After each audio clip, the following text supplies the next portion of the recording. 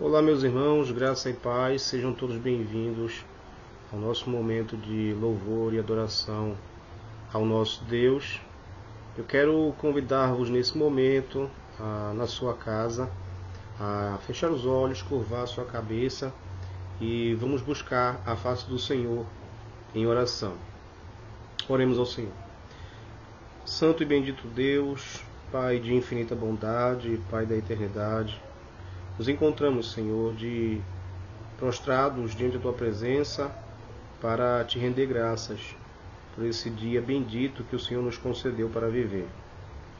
Somos gratos, Senhor, porque podemos receber a mais uma manhã o dom da vida e, em vivendo este dia, podemos também, Senhor, desfrutar da bênção de viver para a Tua glória, porque cada criatura que o Senhor criou, ao manifestar a beleza da criação, manifestam em si a beleza da Tua glória. O Deus Todo-Poderoso que criou todas as coisas e que tem mantido todas as coisas em movimento. Nesse momento, Senhor, nós Te rendemos graças por nossas vidas, apesar das dificuldades que nos sobrevêm e nas quais, Senhor, nós temos plena convicção de que o Senhor tem atravessado por todas elas conosco. Assim, Pai Santo, queira nos abençoar, queira nos instruir, queira, Senhor, nos fortificar e pelo Teu Santo Espírito nos conduzir, Senhor, para que possamos oferecer a Ti um culto que seja agradável a Ti, um culto que seja conforme a Tua vontade. Assim, Pai, nos orienta nos cânticos, nas orações, na leitura da Tua palavra. Também, Senhor, no momento da pregação da Tua palavra, para que tanto eu como pregador, como os Teus filhos, como ouvintes da Tua palavra, possamos ser edificados pela Tua palavra e o Teu Espírito assim possa operar, Senhor, uma grande maravilha em nossas vidas por meio da Tua palavra pregada. Essas bênçãos nós Te pedimos em nome de Jesus Cristo, Teu Filho. Amém. Amém, meus irmãos. Nesse momento, nós vamos fazer a leitura do Salmo de número 125. Faremos a leitura do Salmo 125, do verso 1 até o verso 5. Então, os irmãos podem acompanhar a leitura em suas Bíblias. O texto diz assim, a palavra do Senhor. Os que confiam no Senhor são como o monte de Sião, que não se abala, firme para sempre. Como em redor de Jerusalém estão os montes, assim o Senhor, em derredor do seu povo, desde agora e para sempre. O cetro dos ímpios não permanecerá sobre a sorte dos justos, para que o justo não estenda a mão à iniquidade. Faz o bem, Senhor, aos bons e aos retos de coração. Quanto aos que se desviam para sendas tortuosas, levá-los-á o Senhor, juntamente com os malfeitores. Paz sobre Israel. Nesse momento, nós vamos cantar todos juntos o cântico número 10 do nosso inário, a criação e seu Criador. Cântico 10, a criação e o seu Criador.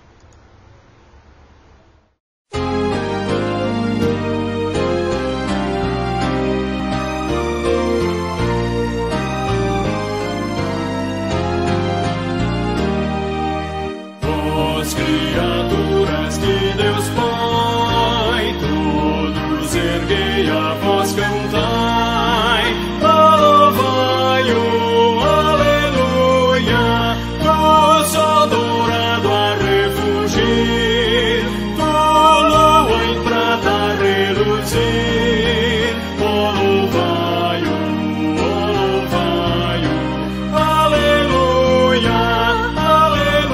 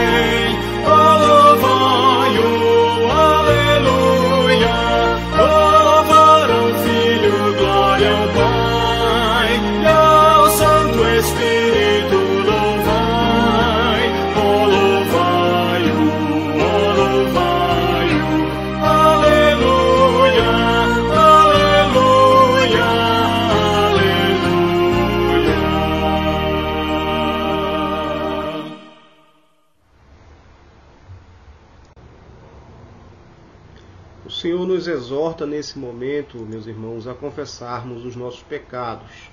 A palavra de Deus, no Salmo número 6, verso 4, nos diz assim: Volta-te, Senhor, e livra a minha alma, salva-me por tua graça. Nesse momento, nós vamos buscar ao Senhor em um momento de oração, de confissão de pecados. Peço novamente a você que curve sua cabeça, que nesse momento apresente diante do Senhor todas as faltas que você tem cometido contra o Senhor. E o Senhor, sendo bondoso, misericordioso, amável, Ele é poderoso para nos perdoar todas as ofensas cometidas. Oremos ao Senhor. Santo e justo Deus, te louvamos, Pai, pela tua justiça. Justiça essa, Senhor, que foi necessário enviar o Senhor, teu amado Filho, puro, santo e imaculado, para que, pagando pelas nossas transgressões, nós pudéssemos, Senhor, hoje estar diante de Ti, buscando a Tua face, confessando-Te os nossos pecados, crendo, tendo a certeza de que por meio do sacrifício de Cristo é possível encontrar em Ti salvação e perdão. Assim, Pai Santo, nos encontramos nesse momento. Sabemos, Senhor, que somos pecadores e que a todo momento, seja por palavras, pensamentos ou atitudes, nós temos feito coisas que nos envergonham e que entristecem o Teu Santo Espírito. E por esse motivo, Senhor, nós te pedimos, tem misericórdia de nós, perdoa os nossos pecados, nos limpa, Senhor, pelo Teu Santo Espírito, para que possamos, Senhor, viver em novidade de vida, lutar contra o nosso velho eu, e a cada dia, Senhor, nos despirmos cada vez mais das vestes antigas e sermos revestidos do novo homem, das novas vestes que provém agora de uma vida renovada em Ti, uma vida renovada em Cristo Jesus. Te pedimos, Senhor, essa bênção do perdão, sabendo que em Cristo Jesus podemos confiar que seremos atendidos.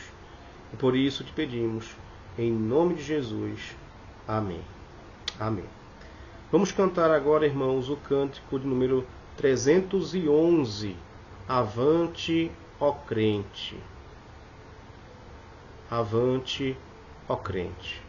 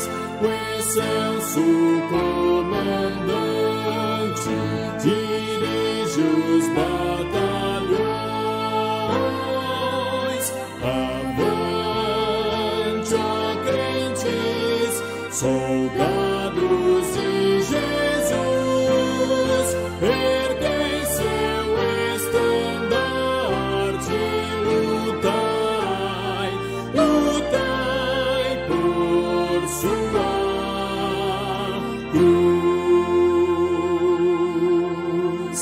Avante, avante, ó crentes, por Cristo pelejai. Veste sua armadura, em seu poder marchai, no posto sempre achados, velando em oração, em meio de perigos, seguindo o capitão. Avante, Soldados de Jesus, erguei seu estandarte, lutai, lutai por sua cruz.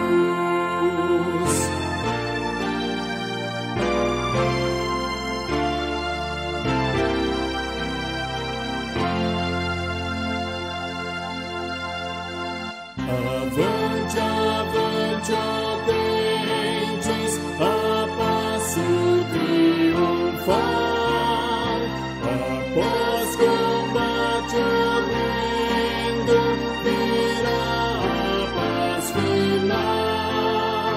Então, eternamente, será o vencedor no céu glorificado, com Cristo Salvador.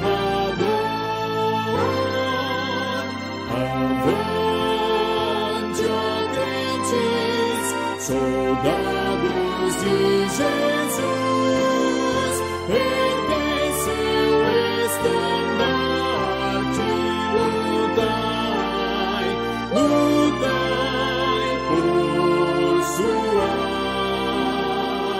cruz.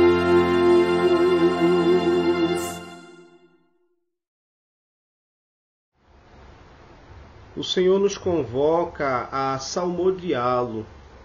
Nesse momento nós vamos fazer a leitura do Salmo de número 98, o verso 1, que nos diz assim: Cantai ao Senhor um cântico novo, porque Ele tem feito maravilhas, a sua destra e o seu braço santo lhe alcançaram vitória. Nesse momento eu convido os irmãos a todos juntos cantarmos o cântico Para Onde Iremos, de composição do pastor presbiteriano Estênio Márcios. Então vou colocar aqui o áudio para que os irmãos possam acompanhar, e vamos cantar todos juntos em um só espírito e em uma só fé este cântico.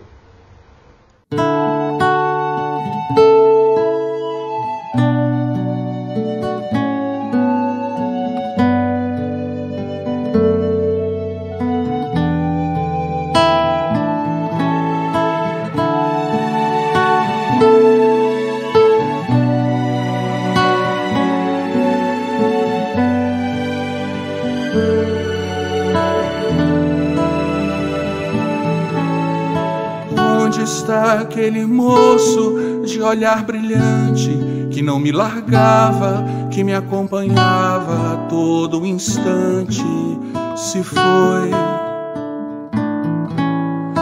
E o velho comovido que sempre chorava quando eu falava e que parecia tão arrependido, se foi. Onde aquele homem que eu ajudei e a mulher aflita que eu consolei se foram, se foram. Meus amigos, meus irmãos, hoje é tempo de uma decisão. Se vocês quiserem ir, não há nada que os prenda aqui. Essa é hora de partir. Para onde iremos? Só de perguntar me some o chão dos pés. Para onde iremos? Logo agora que sabemos quem tu és. Para onde iremos? Ó bendito e santo Filho de Deus Pai. Para onde iremos, se é em ti somente que encontramos paz? A verdade fere, mas quem não prefere que ela o abrace, se ao depois renasce, num momento para um tempo mais feliz, vida eterna encontro. E me encanto sempre com tuas palavras. Para onde iremos? é ouvindo a tua voz que viveremos. Só Jesus tem palavras de vida eterna.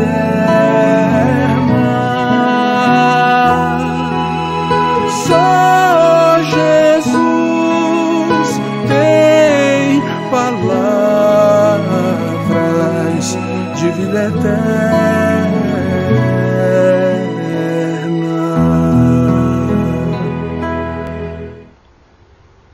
O Senhor nos exorta a sermos gratos, meus irmãos. A palavra de Deus no Salmo 103 e o verso 22 nos diz assim: Bendizei ao Senhor, vós, todas as suas obras, em todos os lugares do seu domínio. Bendizei, ou bendize, ó minha alma, ao Senhor. Então vamos cantar nesse momento o cântico 63 do nosso inário, As Muitas Bênçãos. E nesse momento, mesmo à distância, os irmãos que porventura estiverem com seus dízimos e ofertas e quiserem fazer o depósito por meio do Pix, também podem fazer nesse momento ou posteriormente ao culto. Os irmãos têm toda a liberdade. E nós vamos cantar esse cântico rendendo graças ao Senhor por todas as suas bênçãos, depois fazer uma oração apresentando ao Senhor todas as bênçãos que o Senhor nos tem dado. Então cantemos ao Senhor o cântico 63, As Muitas Bênçãos.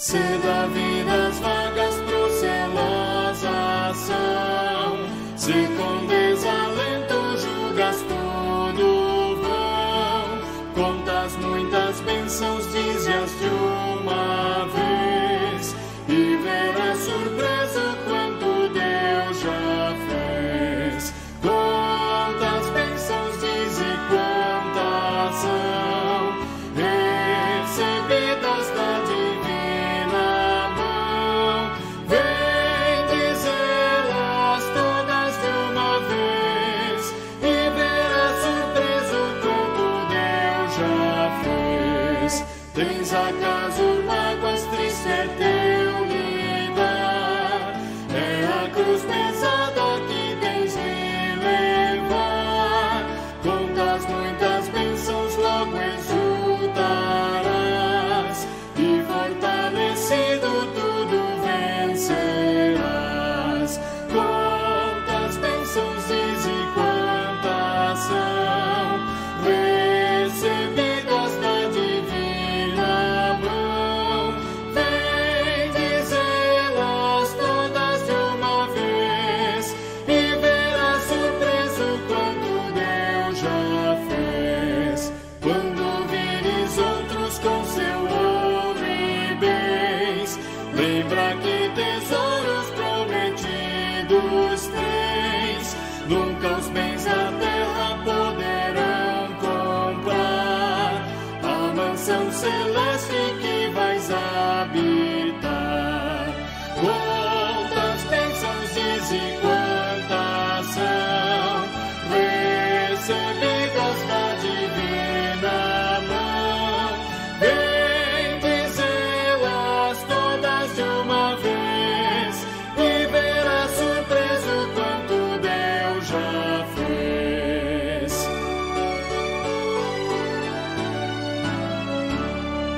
Seja o teu combate longo ou breve aqui, não te desanimes, Deus será por ti. Seu divino auxílio minorando o mal, te dará consolo e galardão final. Quantas bênçãos diz e quantas são, recebidas da divina mão, vem dizê-las todas de uma vez, e verás surpreso quanto Deus já fez.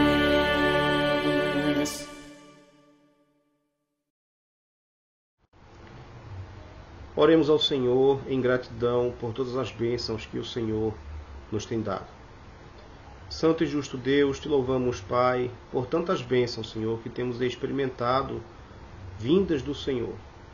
Te louvamos, Senhor, porque mesmo nas provações nós podemos experimentar da bênção, Senhor, da Tua presença. Assim como diz o Salmo 123, o Senhor é o meu pastor, nada me faltará, o Senhor não me faltará. E sabemos, Senhor, que em todos os momentos, até nas provações, Tu estás conosco. Te apresentamos, Senhor, todas as bênçãos que nós temos recebido, sejam bênçãos espirituais, sejam bênçãos materiais. Te apresentamos, Senhor, a vida de cada filho, cada filha Tua, que pôde contribuir ou que não pôde contribuir. O Senhor conhece o coração e a necessidade de cada um, Senhor. E te pedimos, Senhor, vá ao encontro daqueles que porventura estiverem desempregados ou passando por provações, para que eles sejam, Senhor, socorridos. Toma, Senhor, o órfão, a viúva e o aflito. Toma, Senhor, todos aqueles que necessitam da Tua misericórdia e do Teu socorro. Por isso, Senhor, nós te agradecemos por todas as bênçãos, pelos dízimos, pelas ofertas. Te agradecemos pela vida de cada irmão, cada irmã, cada filho Teu. Em nome de Jesus. Amém. Nesse momento, meus irmãos, nós vamos dedicar agora a palavra do Senhor. É o momento em que o Senhor fala aos nossos corações por meio de Sua palavra. E eu peço a você que nesse momento abra a sua Bíblia na carta de Paulo aos Romanos. Nós vamos iniciar, inclusive, estudos nessa carta. Eu devo mandar ainda essa semana para os irmãos o primeiro estudo, o estudo gravado, que é uma introdução à carta, e provavelmente o segundo estudo nós faremos ele presencial. Eu peço a você que abra a Bíblia em Romanos capítulo 1, versículo 1. Nós vamos hoje trabalhar somente um versículo de Romanos e ver o que o Senhor tem a falar aos nossos corações por meio desse texto tão abençoado. A carta aos Romanos é reconhecida como o maior tratado teológico do Novo Testamento, né? A carta de Paulo com a maior densidade de teologia, né? Apresenta-nos muita doutrina, apresenta-nos também muita vida prática, e hoje nós vamos aprender um pouco no versículo 1 do capítulo 1. Todos estiverem de posse da sua Bíblia e já encontraram o texto, assim diz a palavra do Senhor. Paulo, servo de Jesus Cristo, chamado para ser apóstolo, separado para o Evangelho de Deus. Amém? Vamos orar mais uma vez, pedindo iluminação ao Senhor para compreendermos a sua palavra. Santo Deus, te louvamos, Pai, pelos cânticos, te louvamos pelas orações, te louvamos, Senhor, pela leitura da Tua palavra. Te louvamos, Senhor, pela vida de cada irmão que nesse momento dedicou o tempo que é devido ao Senhor para cultuar, para buscar a Tua face, para estar em Tua presença.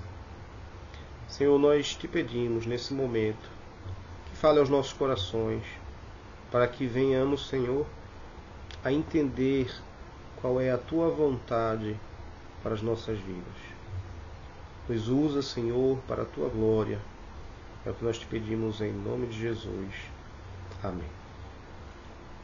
Meus irmãos, a carta de Paulo aos Romanos, ou epístola aos Romanos, como nós costumamos chamar, é um dos documentos do Novo Testamento com a maior condensação teológica que nós temos. Não é à toa que ela é reconhecida como o maior tratado teológico encontrado no Novo Testamento.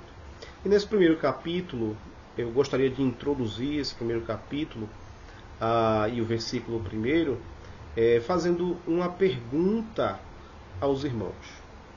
Então, nesse momento, eu vou fazer a pergunta, uma pergunta retórica, e aí depois você pode pausar o vídeo e tentar responder a si mesmo a essa pergunta. E a pergunta é a seguinte: o que lhe define?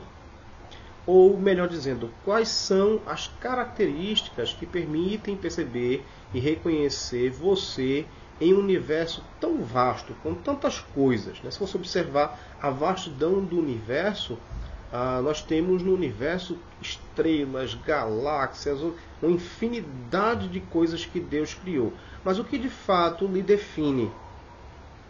Quais são as suas características que permitem perceber ou reconhecer você nesse universo tão vasto? E essa pergunta, irmãos, ela pode parecer um tanto sem sentido, mas se nós observarmos ao nosso redor, nós chegamos à conclusão de que as pessoas elas estão constantemente definindo a si mesmas ou aos outros. E geralmente o critério que nós usamos para definir os outros ou a nós mesmos é alguma característica física ou alguma realização. Por exemplo, há quem se defina a partir daquilo que considera importante e que de alguma forma lhe traz algum status positivo.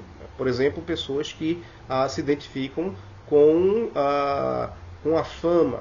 Isso para ela é algo positivo e é algo que para ela é o que define. Então, quem é você? Eu sou o ator fulano de tal, ou a atriz fulana de tal. E certa vez, isso é um caso real, certa vez enquanto estávamos eu e Jane em uma consulta de pré-natal, se a minha memória não falha, foi na gravidez de Mariana, se a minha memória não falha, Jane conheceu uma moça que dividia o mundo entre aqueles que possuem alguma graduação e os que não a possuem. E a partir desse critério que essa moça criou, ou seja, um critério exclusivamente criado por ela, as pessoas poderiam ser classificadas como de maior ou menor importância, se elas eram graduadas ou não.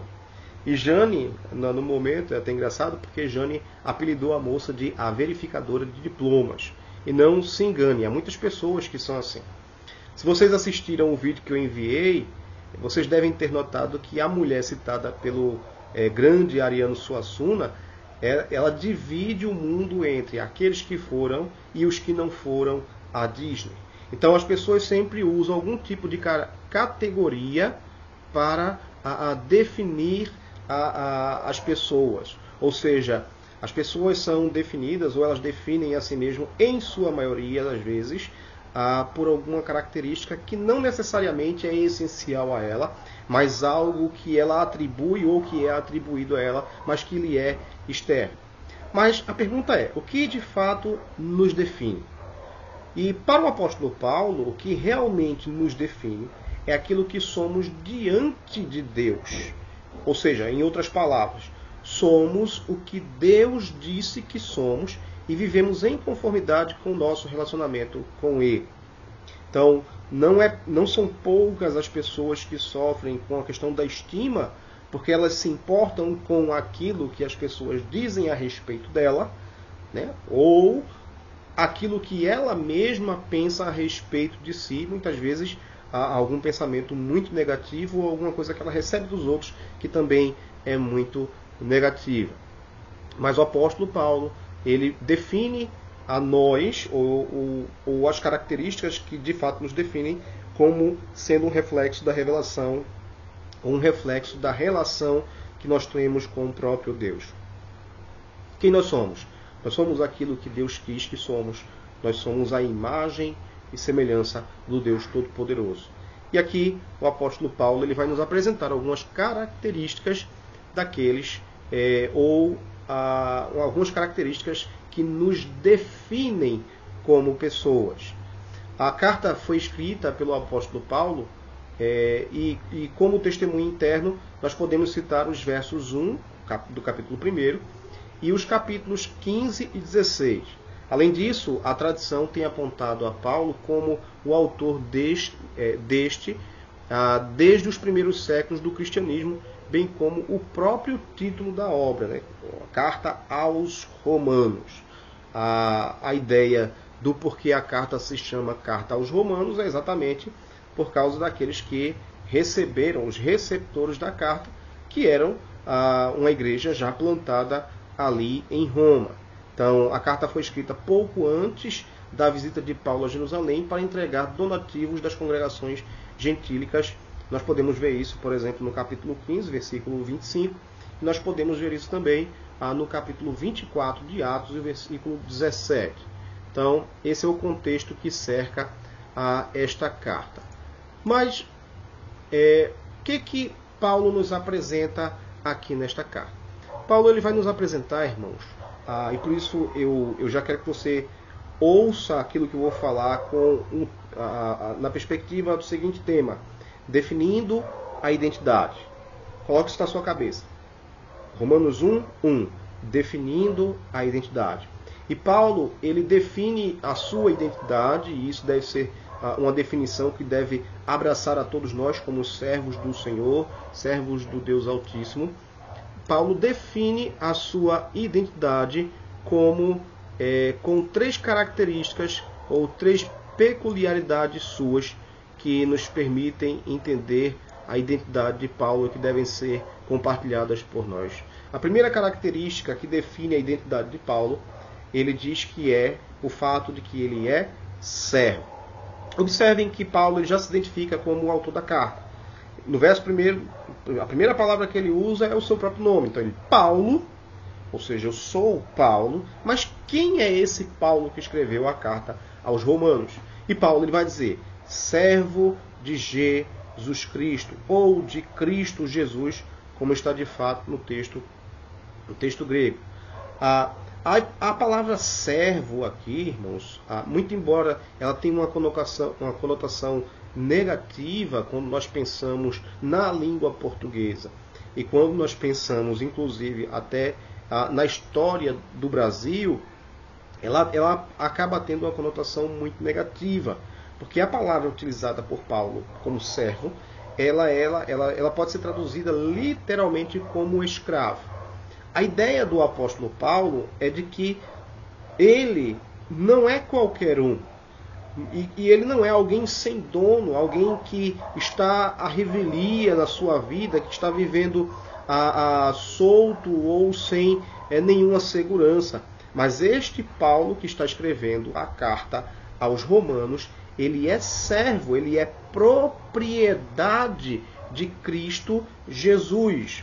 A ideia de servo, e pense aqui que o escravo naquela época, ele não era alguém necessariamente que vivia sofrendo. Na verdade, haviam pessoas que eram livres e queriam ser escravas, porque a vida de escravo muitas vezes era muito superior, muito melhor à vida daqueles que eram livres. Eles eram assalariados e muitos eles chegavam à época de serem libertos da sua escravidão, de receberem a sua alforria, por assim dizer, e eles preferiam, por amar tanto a família com quem conviveram durante toda a vida, eles preferiam doar-se agora como servos novamente e se tornarem escravos por vontade própria. Eles eram remunerados para isso, e aí era colocado uma argola na orelha deles, que apontava para o fato de que ele não era um escravo por imposição, mas ele era um escravo que havia se doado. Ele amou tanto o seu senhor e a sua família que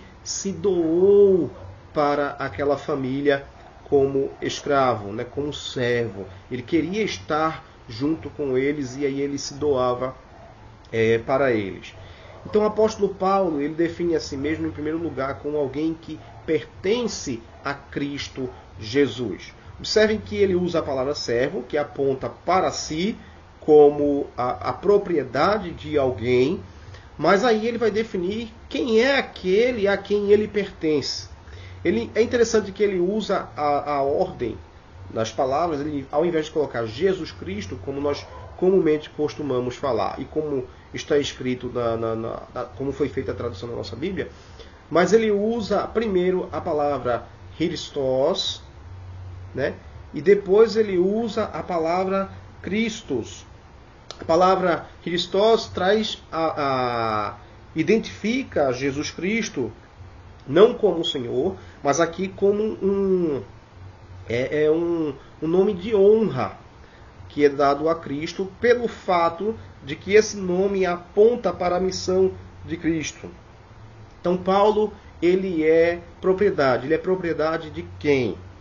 Ele é propriedade do Cristo, do ungido de Deus, aquele que foi prometido desde as eras antigas e que agora havia sido presente no mundo e estava reinando por meio da sua igreja, por meio dos seus servos, por meio dos seus santos apóstolos e da sua igreja. Então Paulo se identifica em primeiro lugar. Qual é a primeira característica? O que primeiro caracteriza Paulo, a sua identidade? Ele é propriedade, ele é servo. Ele não é propriedade de qualquer um. Ele é propriedade daquele que foi prometido desde antemão e que agora havia vindo. Havia nascido, havia vivido de forma santa, havia morrido por obediência e havia ressuscitado. E agora havia sido assunto aos céus, tendo para si agora toda a honra, toda a glória, todo louvor e toda a autoridade sobre os céus e a terra. Então, assim como o apóstolo Paulo, irmãos, nós devemos ter consciência que a primeira coisa que deve nos definir, ou definir a nossa identidade, é o fato de que nós pertencemos a um Deus todo-poderoso, que promete e que cumpre verdadeiramente, fielmente, as suas promessas. Então, qual a primeira característica que define quem Paulo é e que deve definir quem nós somos? Nós somos servos de Cristo Jesus. Nós somos servos do Deus que promete e que cumpre as suas promessas. Mas o apóstolo Paulo, ele usa uma outra palavra aqui para designar quem ele é. Observem que depois ele diz assim: chamado para ser apóstolo. Ele não é somente alguém que pertence, embora isso somente já é muita coisa. Mas Paulo ele diz que é alguém que pertence e é alguém que foi chamado, convocado. Esse Deus que é dono de Paulo e que é nosso dono também, ele nos chamou ou nos convocou para uma missão. E que missão é essa? Para ser apóstolo, para ser enviado, para proclamar as bênçãos, para proclamar o evangelho desse Cristo Jesus, que cumpriu a lei cabalmente e que agora ele está presente para nos salvar. Paulo, ele aponta para o fato de que a sua identidade ela é compartilhada por aquele a quem ele pertence e para o propósito pelo qual ele foi convocado ou chamado. Então ele foi chamado não para viver aleatoriamente sem propósito, mas ele foi chamado para um propósito, assim como nós. Nós não fomos chamados à igreja para viver na ociosidade. O Senhor nos salvou, nos tirou do mundo, nos concedeu a vida eterna para que nós, como servos seus, possamos cultuá-lo, servi-lo, isso é verdade, em adoração, irmos à igreja, prestar culto ao Senhor, mas principalmente, irmãos, para vivermos uma vida de santificação e de proclamação da sua fiel palavra. É, na verdade, o propósito de Paulo ao escrever esta carta. Ele está aqui dando as razões do porquê esses irmãos que residem ali em Roma, eles devem ajudá-lo a chegar até a Espanha, que era o propósito que ele tinha. Ele quer ir à Espanha e aí ele fala aos irmãos que tem vontade de parar em Roma porque ali é um local propício para que ele possa ser reabastecido ou pegar suprimentos para continuar a jornada. Ele queria a ajuda desses irmãos. Então, irmãos, nós também, assim como o apóstolo Paulo, nós não fomos chamados para a ociosidade. A igreja ela foi chamada para viver o Evangelho, para trabalhar e para proclamar o Evangelho de Cristo Jesus. Então, o que é que nos define? Primeiro, nós somos servos, nós somos propriedade de Cristo Jesus. Em segundo lugar, nós fomos convocados, nós fomos chamados. Mas para que nós fomos chamados? Nós não fomos chamados para viver ociosamente. Nós não fomos chamados para interpretar a realidade de forma a que assumamos qualquer outra característica que não diga respeito àquilo que o próprio Deus nos fez para ser, aquilo que o próprio Deus ele quer que nós façamos. Mas nós fomos convocados para proclamar, para sermos, em certo sentido, nós não cremos em outros apóstolos além desses, mas na palavra aqui, de forma mais ampla, não no sentido que Paulo usa para si mesmo, que é apóstolo como os 12, mas nós somos convocados para proclamar as boas novas do Evangelho. Então, meus irmãos, não se sintam entristecidos com o modo como o mundo ele tenta qualificar as pessoas e como eles geralmente tentam qualificar a nós, que somos servos, nós somos propriedade de Cristo. Aquilo não é o mundo quem define, não são as pessoas do mundo quem lhe define. Quem nos define é o próprio Deus, que nos criou, e Ele diz que nós somos a sua imagem, a sua semelhança, e é Ele quem nos chama e quem nos convoca para a missão e quem define a nossa identidade de fato.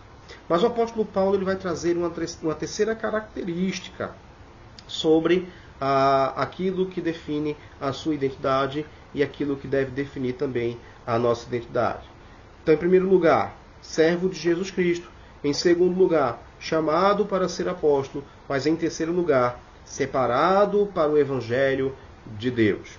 Observem que a palavra separado aqui traz a ideia de algo que foi tirado do uso comum, ou seja, algo... Nós somos homens, mas nós fomos tirados do uso comum, aquilo que os homens fazem com as suas próprias vidas, ou aquilo que eles intentam fazer com a sua própria vida, e nós fomos separados por Cristo, ou separados por Deus, para quê? Para o Evangelho de Deus. Ou seja, Paulo diz que ele é enviado para proclamar o quê? Ele foi separado para proclamar as boas novas que pertencem ou que vêm de Deus. A palavra aqui de Deus, aqui a ideia, ela traz a ideia de ser algo que é posse, um evangelho que pertence a Deus, as duas traduções são possíveis, ou o evangelho que vem de Deus, que tem origem em Deus, ou propriedade de Deus, ou que vem de Deus. E parece-me que o contexto aqui aponta muito mais para a ideia do evangelho que vem de Deus em Cristo Jesus, o Deus encarnado, que assume a humanidade e se torna igual a nós como homem, porém sem pecado, para viver de forma digna, de forma fiel, e assim, por meio da sua vida, por meio da sua santificação, por meio da sua obediência até a morte, a sua ressurreição e a sua assunção, nos oferecer um prêmio, um galardão, o qual o mundo jamais pode nos oferecer, que é a vida eterna em si mesmo, em Cristo Jesus. Então Paulo diz que o que define a sua identidade primeiro, ele é propriedade de Cristo Jesus. Em segundo lugar, ele é chamado para ser apóstolo, ele foi chamado para ser enviado. E ele foi separado para proclamar o Evangelho, a boa notícia de Deus. E que boa notícia é essa? É que há salvação para homens e mulheres perdidos. Que há salvação para todos aqueles que clamam e que recebem a Cristo Jesus, o seu sacrifício, para a glória de Deus Pai. Nós podemos encontrar nele salvação e propósito para a nossa vida. Então, irmãos, o propósito da nossa vida, muito embora seja importante, não estou dizendo que essas coisas não são importantes, não é fazer uma faculdade, não é ser político, não é nem sequer ser pastor. O propósito da nossa vida é, de fato, viver para a glória daquele que nos amou, que nos criou conforme a sua imagem, conforme a sua semelhança, e que nos separou para vivermos para a sua glória e para proclamar o Evangelho da cruz, o Evangelho de Cristo Jesus. Que nós possamos, nesse momento, tendo consciência daquilo que nos define, nós sabermos, irmãos, que não precisamos nos entregar, muitas vezes, à depressão ou ansiedade pelo fato do que as pessoas falam ou pensam a respeito de nós. Mas que, conscientemente, nós devemos focar nesta palavra e entender que, a despeito de qualquer coisa que falem ou a qualquer coisa que pensem, nós fomos chamados por Deus para ser servos seus, propriedade sua. Nós fomos chamados por Ele para proclamar o seu Evangelho. Que Evangelho é esse? O Evangelho que é a boa nova de que Cristo ama e salva pecadores. Que o Senhor aplique a sua bendita palavra aos nossos corações e que eu e você, hoje e sempre, possamos ser porta-vozes desta boa notícia, desta maravilhosa notícia de que o nosso Deus nos amou e que nós somos propriedade sua para hoje, para todo sempre. Que Deus nos abençoe. Curve sua cabeça nesse momento e vamos orar ao Senhor.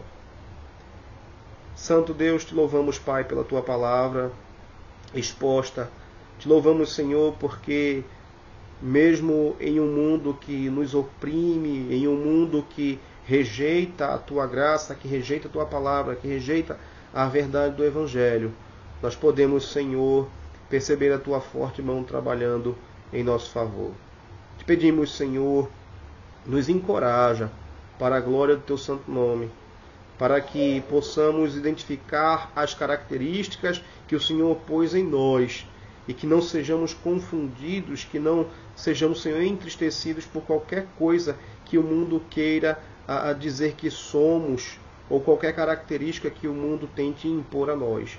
Porque, na verdade, nós fomos chamados para ser aquilo que o Senhor definiu que nós somos. Nós somos a tua imagem, nós somos a tua semelhança e fomos chamados para proclamar a tua glória. É o que nós cremos em nome de Jesus. Amém. Meus irmãos, Deus os abençoe.